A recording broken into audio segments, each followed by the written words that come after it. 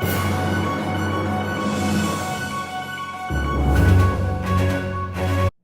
evening, America. I'm Diane Sawyer, and I'm here with the first ever successful time traveler from the past. My, this is the cat's meow. I can't believe this metal contraption is broadcasting me to all over America. Yes, there's been a lot of inventions since the 1920s that you may not understand.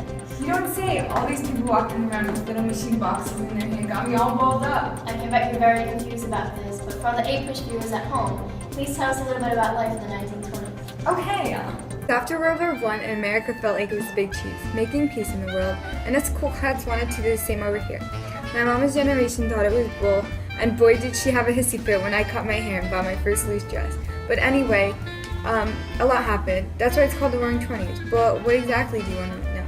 We can start with technology first. What was the item that everyone wanted to buy? There were all sorts of inventions that made life a whole lot easier, like the vacuum, which was made in 1925, and the washing machine. There was also the radio, which is just the bee's knees. We were able to hear the president right in our living room and watch all our programs, listen to all our programs. Other inventions included the popcorn maker and the waffle iron. I see there are all kinds of amazing things in the present. Yes, there are countless examples of how technology has improved since your time. It's truly incredible. It was a cat's meow for me too. Even the way things were made. Before the Great War, a lot of things were still made by hand in the homes and then sold in the streets or shops nearby. Now with the big cheese Mr. Ford's marvelous mass production methods, workers can make hundreds of products a day. Ford's new methods. How did he help to revolutionize the economy? The conveyor belt helped make things move quite nicely, I'd say. And the interwheel change parts made everything faster and more convenient, and it was just berries. And the economy was good too. The products were being made for less jack, so they were more inexpensive and people could afford things and buy more. And everyone was getting more jack. Also, it was great for my mom to have her housework made easier with the washing Yes, machines and been quite the transformation Tuesday. Oh, What? you don't know what Instagram is? Never mind. But speaking of your mother's generation and your own, what were some of the differences that emerged? Well, right away my mom and her friends didn't think my dresses were too hotsy-totsy, and when I cut my hair, I thought it was so ritzy, but my mom almost had it fit Can when you she tell me what that was all about? Why the sudden change? Why then? Well, I guess it was partly because when the men went to work in Europe, the women took the jobs at the factories, and when they came back, I guess a lot of women didn't want to go back to the house and go back to being a housewife that did all the housework, with the kids, and the dinner. Also, us ladies finally won the right to vote in 1920, so that was more freedom. The 19th Amendment is just swell, but the fight was so hard. Poor Alice Paul, she picketed the White House and was arrested in 1917. But she helped us dames finally get the right to vote. So the women got a taste of freedom from what we now call was a cult of domesticity, and it was hard for them to go back to a lesser status in society once the men came back. And I guess a way to feel liberated and protest against the pressures of society and going back into the home, us girls started to dress different, and everyone older started to act like a real Miss Grundy. What is a Mrs. Grundy? Someone who is all uptight and conservative. Anyway, us new generation of girls were called flappers.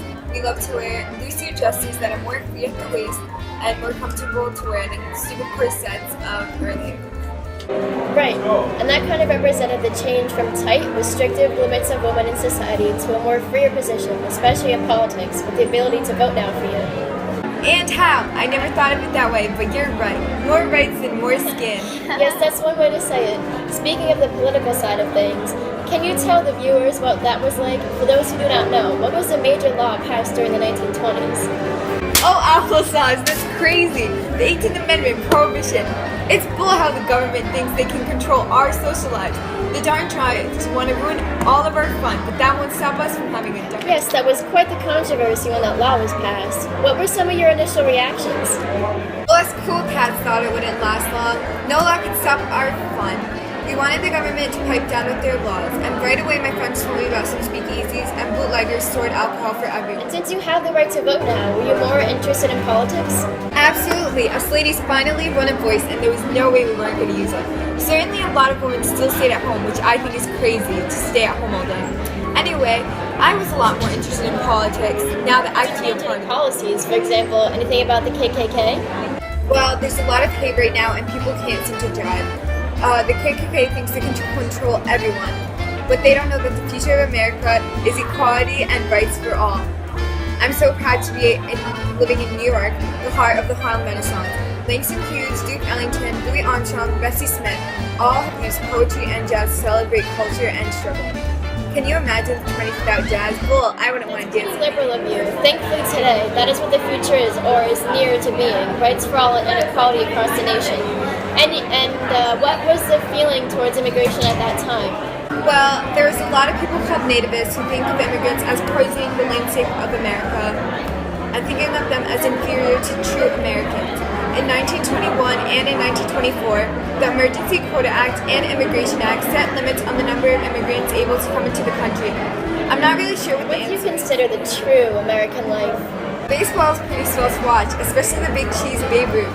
My, watching the Yanks and him is just swell. One time he hit the ball so far and high, I thought it would hit Lindenberg in his plane. That was a crazy day too. He was able to fly solo across the Atlantic Ocean. It must have been a sight to see. Yeah, and when he landed, he got all the dames.